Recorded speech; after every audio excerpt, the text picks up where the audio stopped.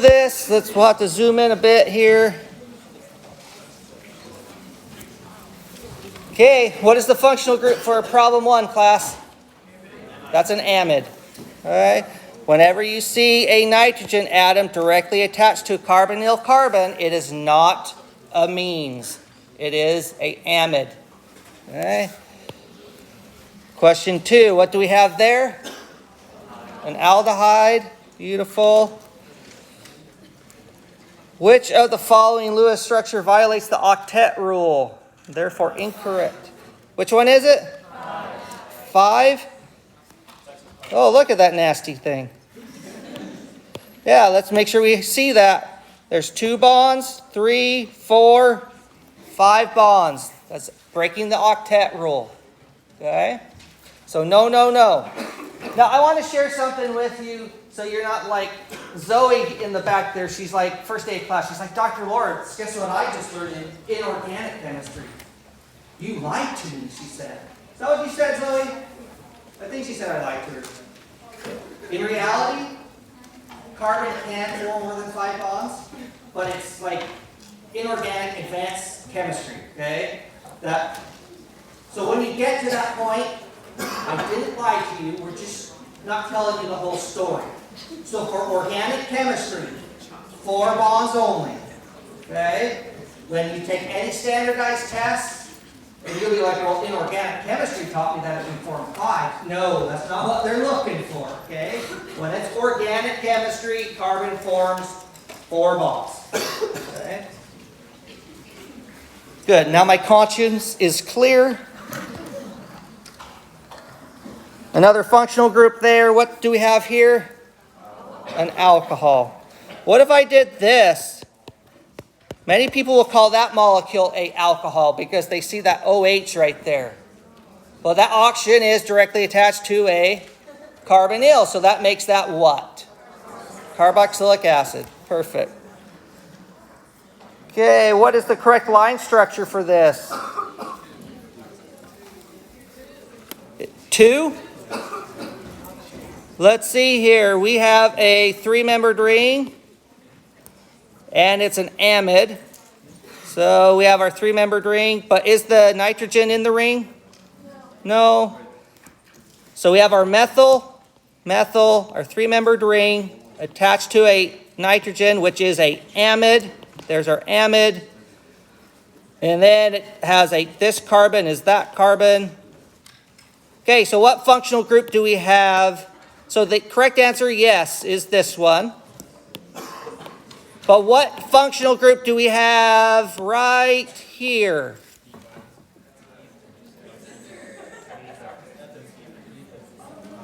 Is that oxygen directly attached to the carbonyl? No, it's all by itself. So that looks like a ORR. Not an ester. Ether. What is an ester? An ester looks like this. Do you see how the oxygen atom is directly attached to the carbonyl? Structure 3 has an ester. Okay. Structure 3 has it. Yeah, that structure right there is an ester. Yeah. Hey, chatty. Let's calm down here. Let's go. So here's some more problems here. I'm not going to go over those because you guys can view those in a minute or on your own time. Let's take a look at question 9 though. Okay, that's kind of more of a test caliber type of question. Okay, what is that? What's right there? So this is an FDA approved drug for what? Alcoholism? Okay. So people who get drunk don't want to deal with their migraine, right? So you pop a pill. I guess that's a thing. Okay? So yeah, here's a FDA-approved drug that helps you with being hungover. Now, on the test, let's just ignore this, guys. Too many people go right to the answer. if I could convince you guys to just stop it. Read the question and answer it pre-response. Stop looking at the answer choices. Because the answer choices are designed to make sure you know what you're talking about. And if you're unsure of yourself, then it's going to steer you in the wrong direction. Because 2 answers, maybe 3 answers, are all going to look correct. And then you're just flipping a coin. So if you guys can get to the point where you just look at the question, answer it, and then try to find the answer choices if it's a multiple choice. So I recommend treating almost every question like a free response. So what functional groups do we have here? Okay, so we have an alcohol right there. You could also say, hey, that looks like a benzene ring if you wanted to call it that. What else? What do we have here? That's an ether. What about this guy? That's the amine. Oh, here's another alcohol. Okay. What would we call this guy right here? That would be a ketone. And so you just have to justify, and when given an exam, you need to annotate it. So many students will see a question like this, and then just write a list. There's alcohols, there's ketones, there's aldehydes, blah, blah, blah. I just make a list. And they want points for that? You're not circling what an aldehyde is. How do I know you know what an aldehyde looks like if you just write the names down? Which is which? Yeah, I have no ideas. So by default, that's just a 0. You need to tell me by annotating, circle things, draw lines to it. This is an amide, this is a ketone, and so forth. So you'll see a test question possibly like this, where you have to do some annotating. Okay? But the way this was given to you, many people will look at this and be like, I see an answer choice, but they only have 4 functional groups in the answer choices.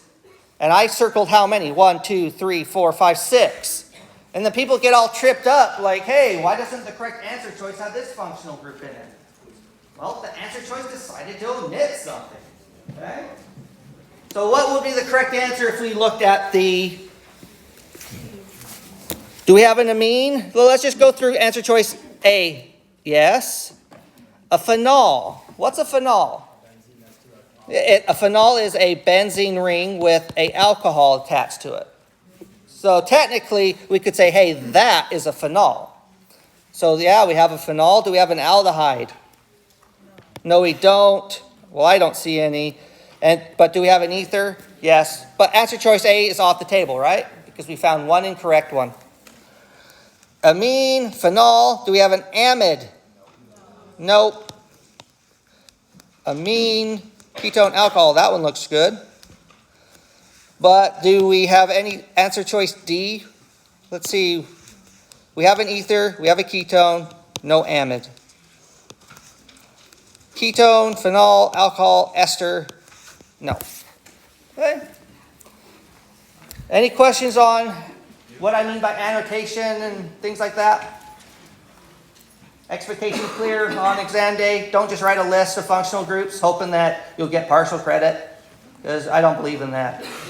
Okay? When you're just randomly regurgitating words that you've heard but don't know what they mean, that's not worth points. Okay? I need you guys to tell me that you know what you're talking about. Okay? Any, and I didn't do this at the beginning. Are there any questions about anything? Let's open it up to that. Yeah. Were we supposed to know what phenol is? Well, now you do. You just been taught something. Yeah. When I was making flashcards or the R equals either the hydrogen or how do you know if it could be hydrogen or the other, or only one? Well, you have to understand functional groups a little bit more, okay? So if I say a generic carboxylic acid looks like that with an R, that doesn't make any sense. Because if I have an R that's carbon, what do I actually have? I have an ester. Okay? So I know that this always has to be a hydrogen. Always, always, if we're talking about carboxylic acids. Okay? If I draw the generic structure like this for esters, how do I know this R group is only carbon? Because if I did put and replace that R with a H, is that an ester? No, that's a carboxylic acid. So that's how you know when the R is going to be a hydrogen or not, and what can it be a hydrogen or not. Okay? So you have to think, you have to just take a step back and ask that question. And once you've asked those questions and evaluated, you'll be like, yeah, we can have a hydrogen here, but not there. And there's one prime example. Esters have to have, that R group has to be carbon. Because if it's a hydrogen, it would be a carboxylic acid. Yeah. Are the phenols part of that same group of the aromatics? Yeah, phenols are aromatics. Yeah. Also for the phenol, is it a single or a double bond to the OH?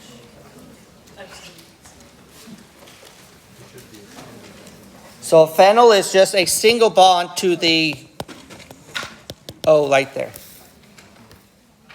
I saw a hand over here. Yeah. Does it always have to be a six-sided ring or could it be more? Does it always need to be a six-sided, six-membered ring with the alcohol to be a phenol? Yes. That's by definition of phenol. Yeah. For the ketones, the two R groups, are they only supposed to be the two alkyls, or can one of them be hydrogen? Okay, great question. I want you to answer it quick. So the question is, ketones, what's the generic structure? So we have an R, like that, right? And her question was, can one of those R groups be a H or a hydrogen, and that still be a ketone? Okay, so the class told you no. Can you think why they're saying no? Because then it'll be like another structure. Well, if you have a question, write it out. Okay, so her question was, well, what if I took one of those R groups and put it as a hydrogen? Is that still a ketone? No, it's an aldehyde. So you have to have, if you want a ketone, those R groups have to be carbon. Because if you put in a hydrogen, then it changes its functional group to a aldehyde. Good question. But do you see my process, though? How I think and reason through it. Like, oh, didn't think about that. Let's try it out. And draw it out and then explain it away. Okay? Any other questions? Yeah, right here. For an acyl halide, can the R be a hydrogen and alkyl, or can it only? Can a R group, okay, an alcohol. We have the R group. Can it be, so that's the generic structure of an alcohol, and her question was, can you take that R group and put it into a hydrogen, and it still be an alcohol? Wait, not the alcohol. Sorry, maybe I misunderstood the question. Well, let's answer that real quick, and then we'll come back to you. Can R be an H and still be an alcohol? What does it turn into? Water. Water. Perfect. Okay. Now let's try to figure this out. Alkyl. You said alkyl. Yeah. So I totally misheard the question. She said alkyl halide, which is like that. Okay? So we could go, hey, that's an alkyl halide. She said, hey, can that be an H? Well, if that R is an H, what do we have? We have HBr, which is what? A strong acid. So is that an alkyl halide? No, it's a strong acid. Good questions. Any others? What about an acyl halide? What about what? What about an acyl halide? An acyl halide? It was in the video, the one where it's hard. That what you would have to do. So what's the generic structure? There's our acyl halide. And you said what? If we take R and put that as an H, what do we have? That's still an acyl halide because that's the acyl piece right there. Okay? Now that's a funky looking thing, but it's doable. So it can be. So let's still call that an acyl halide. Okay? We could probably call it a, like a alkyl, not alkyl halide, aldehyde. Yeah, I don't even know what we could call that. I'd have to think about that. But it looks it's an aldehyde with a acid, alkyl acid there, halogen. I'd have to think about that a little bit. To like, how would we name that thing? But yeah, that's possible. Any other questions? Yeah. Can you do like an example for secondary amines? Do an example for a secondary amines. Well, what does a primary amine look like? Okay. The nitrogen atom is connected to how many carbons? Directly attached. 1. Okay, do you hear the words that I'm using? Directly attached. So I'm looking at this bond right there. There's only one nitrogen carbon bond. So that makes that a primary amine. Now a secondary would have to be 2 carbons directly attached. So there's our secondary amine. And then what would a tertiary amine look like? There we go, 3 carbons directly attached. And then we even have a quaternary amine, but quaternary amines are going to now have a positive formal charge.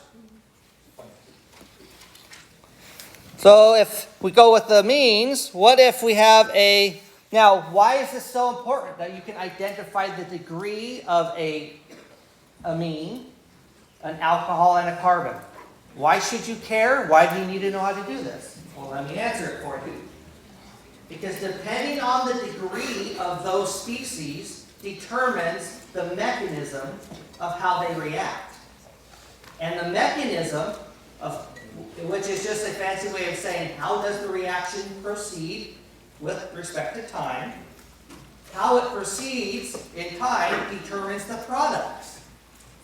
So you could have mechanism X will give you product X sub 1, but if the mechanism changes, then it's going to be a completely different product. So it is critical for your success that you can identify the different degrees of these atoms. Because I will say something to the effect, primary alkyl halides can only undergo SN2 reactions, but not SN1. Now I know you're thinking, well, what does that mean? We'll get there. But that's the point. SN1 and SN2 are mechanisms. And if you can't look at a amine and be like, hey, what's the degree? Then you won't know the mechanism. So this is very important. So if we just continue on, what about this alcohol versus this alcohol versus that alcohol? Can we figure out the degree? Now these are a little bit different, right? Okay. So in these, this is a primary alcohol because now what we're counting is the carbon that is directly attached to the oxygen. Okay. How many carbons are attached to that red dot or that carbon? There's 1 carbon directly attached. So that's primary. This molecule here, that's the carbon that's directly attached to the oxygen. How many carbons are attached to that carbon? 2. So that makes that secondary. And then we have this carbon right there. How many carbons directly attached? 3. So that's tertiary. What do you think? Can you have a quaternary alcohol?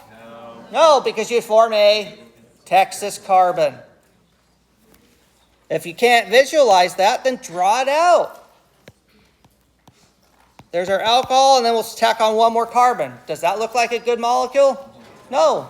We violated the rules. Okay, so there's no such thing as a quaternary alcohol. Now, if we take a look at carbons, what if let's just draw ourselves a quick molecule here.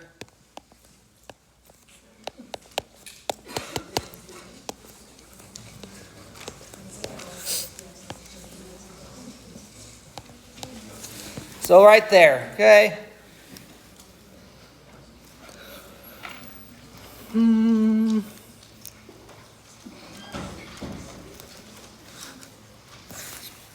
let's see. Well, so if I ask, what is the degree of that carbon? How do you answer that question? Well, you look at the carbon of interest and count how many carbons are directly attached. How many carbons are attached? 2. So that's a secondary carbon. Okay. So what about this carbon right here? That's a primary carbon. Okay. Primary carbon. Let's see. What is this one right here? So that carbon is what? 1, 2, 3. Okay, so that's a tertiary carbon. So what would a quaternary carbon look like? Let's see, we'll draw a 6-membered ring, a 5-membered ring, and this time we won't make it a benzene. Okay? And then let's put a methyl right there. So that carbon right there, what's its degree? That's primary. But this one right here, how many carbons are directly attached to it? 1, 2, 3, 4. So that carbon right here, that one would be quaternary. 4, okay? And then this one right here would be tertiary because there's 1, 2, 3 carbons directly attached to it. How many hydrogens are on this carbon? 1. Right? Yeah, question. For that other one, where we said it was tertiary, is it possible it's quaternary since the benzene is, has a double bond? So We're not, okay, that's a great question, but what were the words that I used? Did I say count bonds? Count carbons. I said count carbons. So that's the distinction. Alright? Now, I'm not picking on anyone when I say who. You guys, I was not picking on this gentleman here. I'm just highlighting that I try to use my words very carefully, and I mean what I say. But so many students just interpret that however they want, and that's where they get into a little bit of trouble when they go through the exam or do problems, because they didn't fully understand what I said. Okay? So that's just a prime example. I did not say count carbons, or did not count bonds. We were counting carbons. Right? Yeah. Or is it thiols or thiols? Thiols? Thiols, are there degrees for that as well? Yeah. You just treat it just like an alcohol. Thiols would just be like an alcohol.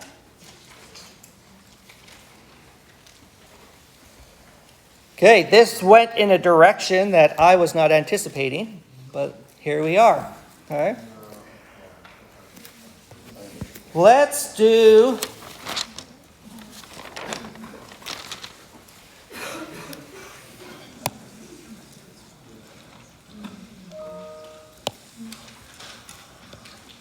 okay, class, you guys work on that one. Answer those questions.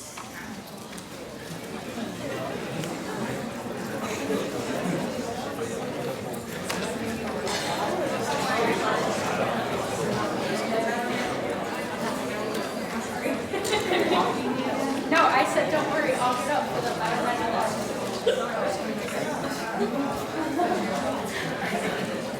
I have precious things to do. I have to download.